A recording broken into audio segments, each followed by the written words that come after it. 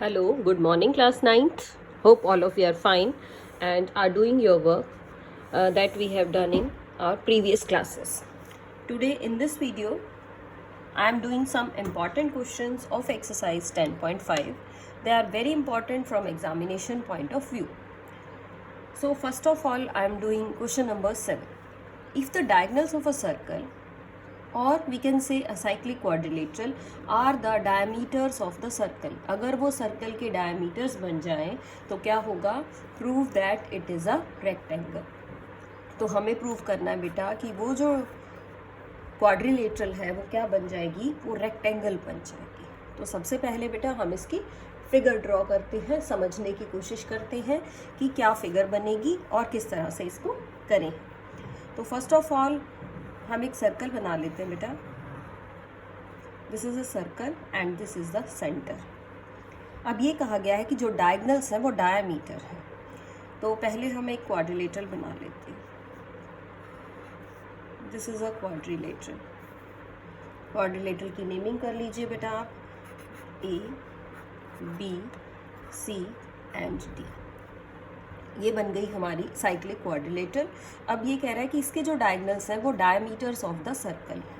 अब सर्कल के diameters centre से पास करेंगे। इस तरह से हमने इसके ये दोनों डायमीटर्स बना लिए।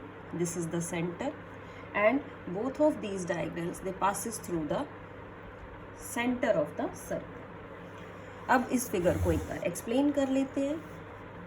किस तरह से लिखेंगे बेटा, हमने लिखा late ABCD be the given quadrilateral। ये given quadrilateral है and AC and BD are the diagonals। ये हमारे diagonals हैं which intersects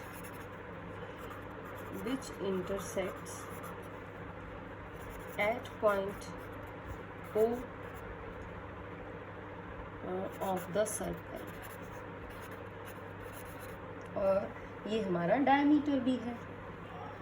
और we can say AOC and this BOD, these are the diameters. ये क्या बन गए हैं, ये हमारे सर्कल के डायमीटर्स बन गए हैं। तो हम इन डायमीटर्स की ही हेल्प लेंगे बेटा। देखिए पहले हम क्या करते हैं, AOC इज़ अ डायमीटर। अगर AOC डायमीटर है तो एंगल ACB, ये जो एंगल है ये angle in a semi circle बन जाएगा। हम लिख रहे हैं since AOC is the diameter, so angle ABC is 90 degree। Reason, angle in a semi circle, semi circle का एंगल हो गया 90 डिग्री हो गया। सिमिलरली आप क्या लिख सकते हैं बेटा, angle ADC it is also 90। Same reason जो आपने ऊपर लिखा है, ये एंगल भी 90 है, ये एंगल भी आपका 90 है। ऑल्सो एंगल BCD एंगल निकालना चाह रहे हैं, ये एंगल। तो हम क्या करते हैं, इन दोनों का सम 180 होना चाहिए। तो हम क्या करेंगे, हम इसको 180 में से सेपरेट कर लेंगे। 180 minus 90 that is 90 degree, means angle BCD is 90। सो अब सभी एंगल्स हमें 90 डिग्री के नज़र आ रहे हैं बेटा। तो हम कहेंगे ABCD इज़ अ रेक्टेंगल। यही तो डेफिनेशन है रेक्टेंगल की, कि रेक्टेंगल के सभी एंगल्स हमारे 90 डिग्री के हो जाएंगे। तो जो साइक्लिक क्वाड्रिलेटरल है वो क्या होगी, वो 90 डिग्री की हो जाएगी। क्यों, साइक्लिक है, ये एंगल भी 90 आ जाएगा। और सिमिलरली आप इस एंगल को भी लिख सकते हैं, क्या है ये एंगल BAD, ये भी 90 हो जाएगा बेटा, बिकॉज साइक्लिक है और अपोजिट एंगल्स का सम 180 डिग्री होता है। So this is important question और हमने इस क्वेश्चन में रिजल्ट लगाना भी सीख लिया। So students, moving on to the next question. देखते हैं next question. Next important question जो इस एक्सरसाइज का है हमारे पास, that is I am talking about question number 8. देखिए बेटा, क्वेश्चन नंबर 8 क्या है. पहले एक बार इसकी स्टेटमेंट लिखते हैं और समझते हैं इसके concept. Question 8 is, if two parallel sides of a trapezium, if two parallel sides of a trapezium are equal, then it is cyclic. अगर दो पैरेलल साइड्स क्या हो जाएंगी, इक्वल हो जाएंगी ट्रेपीजियम की, तो हम कहेंगे साइक्लिक है. यही हमें प्रूव करना है. देखिए बेटा, इसका मतलब क्या है, इस क्वेश्चन की स्टेटमेंट से हमें क्या पता चलता है, हम इससे अपने क्वेश्चन के बारे में क्या जानेंगे. यानी एक ट्रेपीजियम है आपके पास, मैंने फिगर बनाई, दिस इज़ अ ट्रेपीजियम. इस तरह से नेमिंग कर लेते हैं बेटा. और नेम रख लिया मैंने A, B, C, D. This is a trapezium. और दो पैरेलल साइड्स ट्रेपीजियम की कैसी हैं, इक्वल है. पैरेलल नहीं, हम यहाँ बात करेंगे, पैरेलल साइड्स तो कभी इक्वल हो ही नहीं सकती. Statement is, if two non parallel sides of a trapezium are equal. यानी दो नॉन पैरेलल साइड्स कैसी हैं, इक्वल है. इसका मतलब ये है कि आपको AD is equal to BC given. हमें प्रूव करना है कि ये क्या होगी, साइक्लिक ट्रेपीजियम बनेगा.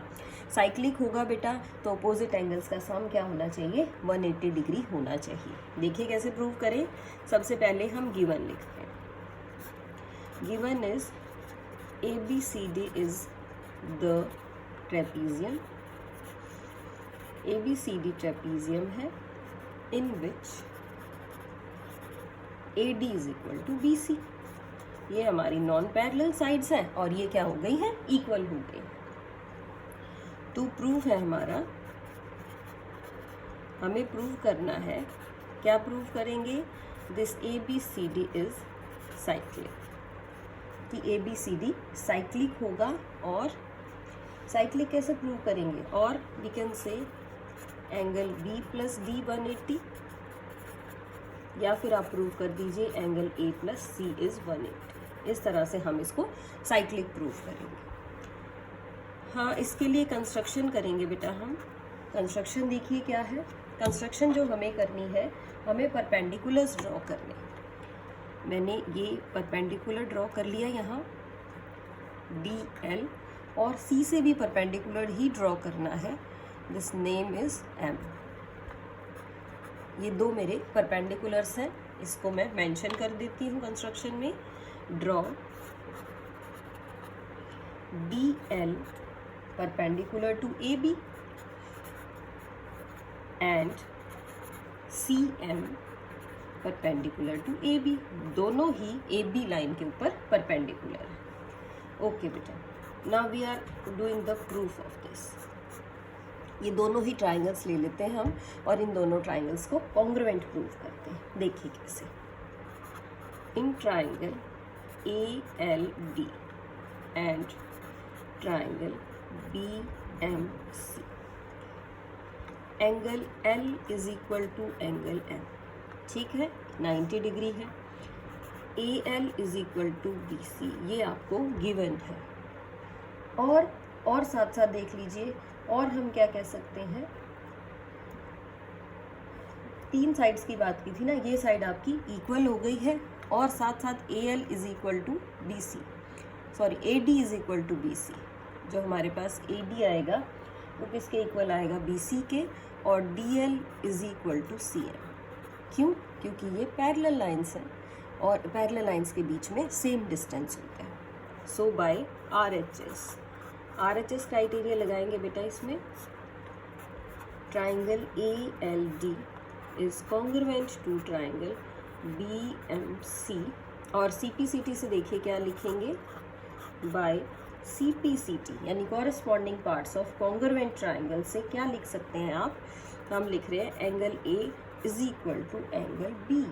एंगल ए एंगल बी के इक्वल हो जाएगा, और साथ साथ ये एंगल ऊपर वाला ये भी हम कह रहे हैं कि ये भी इक्वल हो जाएगा, यानी angle A D L is equal to angle B C M, ये भी इक्वल हो जाएगा। चलिए ठीक है, अब हम क्या करें, अब हम ये कह रहे हैं कि दो एंगल्स, कौन कौन से angles, A D L B C M तो हमने कर ही दिया इक्वल। अब मैं ये कह रही हूँ कि 90 प्लस ए डी एल, 90 प्लस ए डी एल अगर आप करें और इधर से 90 प्लस क्या करें बी सी एम, इन दोनों एंगल्स का सम कर ले हम, तो ये क्या बन जाना चाहिए, ये बन जाना चाहिए एक कंप्लीट एंगल। किस तरह से, यानी कि एल डी सी। और क्या कह सकते हैं, हम ये कह सकते हैं दो लाइंस पैरेलल हैं, तो ये एंगल और ये पूरा एंगल ये 180 तो बनाएगा, तभी तो लाइंस पैरेलल आएंगी, यानी 180 डिग्री ये होना चाहिए। किस तरह से लिखें इसको, देखिए मैं क्या लिख रही हूँ, angle A plus angle A D C, ये 180। चलिए अब एंगल ए हम ऐसे ही रहने देते हैं प्लस, इसके साथ साथ देखिए क्या लिख सकते हैं, एंगल ए डी सी को लिख सकती हूँ मैं angle A D L plus angle L D C, ये क्या होगा 180 डिग्री। और साथ साथ इधर वाली ट्राइंगल से लिख लेते हैं एंगल बी प्लस एंगल, ये दो एंगल्स, इन दोनों को ही लिख लेते हैं बेटा, हम क्या लिखें B C M plus angle B M C D, ये भी क्या होगा 180, नंबर 1 एंड नंबर 2। नंबर 1 और नंबर 2 से हम क्या लिख सकते हैं बेटा, एंगल ए तो बी के इक्वल है, A D L B C M के इक्वल है, इसका मतलब जो एंगल एल डी सी है वो भी एंगल एम सी डी के इक्वल आ जाएगा, यानी L D C M D C के इक्वल आ जाएगा। इक्वल आ जाएगा, दोनों ही एंगल्स इक्वल हैं, तो जहाँ हमने कहा था कि a प्लस डी 180 है, वहाँ मैं क्या कह सकती हूँ कि b प्लस डी भी 180 है। इट मीन्स यानी कि एंगल a प्लस डी 180 था, और a और b क्या है हमारा, a और b तो हमारा सेम है, यानी कि b प्लस डी भी 180 डिग्री ही होगा। और आप चाहें तो सिमिलरली भी प्रूव कर सकते हैं, यानी कि angle A plus angle C ये भी क्या आ जाएगा 180 डिग्री आ जाएगा। It is up to you कि आप इधर से एंगल लेना प्रेफर करेंगे या आगे वाली साइड से एंगल लेना प्रेफर करेंगे, but you can do it easily. Okay students, now I am taking one more important question of this exercise, and the question is question number 12। देखिए बेटा क्वेश्चन नंबर 12 क्या है, सिंपल रिजल्ट्स है, अगर आपको result ध्यान है तो क्वेश्चंस मुश्किल नहीं है। तो 12 की स्टेटमेंट देखते हैं। 12 में कह रहा है आपको प्रूव दैट क्या प्रूव करेंगे, a cyclic parallelogram, a cyclic parallelogram is a rectangle. ये हमें प्रूव करना है। क्या प्रूव करना है कि अगर साइक्लिक पैरेललोग्राम है तो वो रेक्टेंगल ही बन जाएगा। किस तरह से फिगर ड्रॉ करते हैं बेटा इसकी भी, सबसे पहले हमने एक सर्कल ड्रॉ कर लिया, this is with centre at O. चलिए इस तरह से एक साइक्लिक पैरेललोग्राम हम ड्रॉ कर देते हैं, नेमिंग कर देते हैं A B C D. Rectangle prove करेंगे इसको, तो सबसे पहले लिख लेते हैं let A B C D be cyclic parallelogram. A B C D cyclic parallelogram है, पैरेललोग्राम भी है, तो इसका मतलब क्या हुआ, इसका मतलब ये हो गया कि साइक्लिक वर्ड है बेटा, साइक्लिक का मतलब एंगल बी प्लस डी क्या हो जाना चाहिए 180। क्यों, क्योंकि ये साइक्लिक है। बट पैरेललोग्राम भी है, but ABCD is a parallelogram. ABCD तो पैरेललोग्राम भी है, पैरेललोग्राम होगा तो क्या होगा बेटा? ओके, साइक्लिक है तो हमने कहा कि एंगल्स का सम 180। अब पैरेललोग्राम है, अपोजिट एंगल्स क्या होंगे? अपोजिट एंगल्स इक्वल होते हैं, angle B is equal to angle D। तो this is number 1, this is number 2। एक बार देख लीजिए, दो चीज़ें आपको इस क्वेश्चन में गिवन है। That first is ABCD is cyclic parallelogram. Cyclic है बेटा तो अपोजिट एंगल्स का सम क्या होना चाहिए? 180 डिग्री होना चाहिए। और ABCD पैरेललोग्राम भी है। पैरेललोग्राम कहता है कि अपोजिट एंगल्स इक्वल होते हैं। तो हम लिख रहे हैं अब फ्रॉम 1 and 2 वी गेट क्या आ जाएगा हमारे पास? हम ये लिख सकते हैं कि twice of angle B is 180 और we can say angle B is 90। या तो आप ये लिख लीजिए या फिर आप लिख सकते थे कि ट्वाइस ऑफ एंगल D, ये भी क्या होना चाहिए? 180। भाई दोनों इक्वल हैं तो आप पुट कर सकते हैं, इससे एंगल D भी आपका क्या आ जाएगा? 90 डिग्री। यानी एंगल B भी 90 आ गया, एंगल D भी 90 आ जाएगा। अब since one angle of a parallelogram is 90 degree, अगर कोई एक एंगल भी किसी पैरेललोग्राम का 90 डिग्री आ जाएगा तो हम क्या कहते हैं? हम कहते हैं then it is a rectangle. तो जो पैरेललोग्राम होती है वो रेक्टेंगल बन जाती है एंड हेंस इस रिजल्ट से जो हमारी पैरेललोग्राम थी ABCD, ये क्या बन गई? ये भी रेक्टेंगल बन गई। So students, this is important question. All these questions are very important from examination point of view also. So watch the video carefully and try to do other questions also. Thank you so much. Have a nice day.